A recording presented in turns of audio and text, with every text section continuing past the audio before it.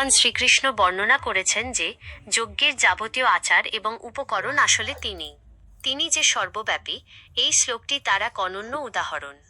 সংস্কৃত শ্লোক না অহং ক্রতুরহং যজ্ঞঃ সদাহ মহমৌষধম মন্ত্র হহ মহমে বাহ্য মহমগ্নিরহং হুতম। 16। বঙ্গানুবাদ।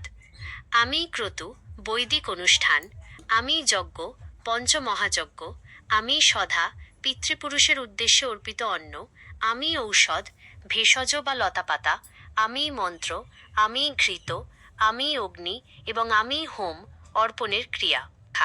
এই শ্লোকের মাধ্যমে শ্রীকৃষ্ণ বোঝাচ্ছেন যে উপাসনার প্রতিটি অঙ্গ আসলে তাঁরই রূপ। ক্রতু ও যজ্ঞ শাস্ত্রীয় সব রকম ধর্মীয় অনুষ্ঠানই তিনি। সধা ও ঔষধ পূর্বপুরুষদের দেওয়া নৈবেদ্য এবং প্রাণীকুলকে বাঁচিয়ে রাখার জন্য প্রয়োজনীয় অন্ন বা ঔষধ তিনি। মন্ত্র ও ঘৃত যজ্ঞে যা পাঠ করা হয়, মন্ত্র এবং যা উৎসর্গ করা হয়, ঘি, সবই তাঁর বিভূতি।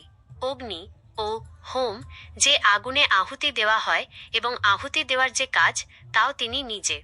মূল কথা, ভগবান অর্জুনকে বোঝাতে চাইছেন যে জগতে যা কিছু পবিত্র এবং যা কিছু ত্যাগের সঙ্গে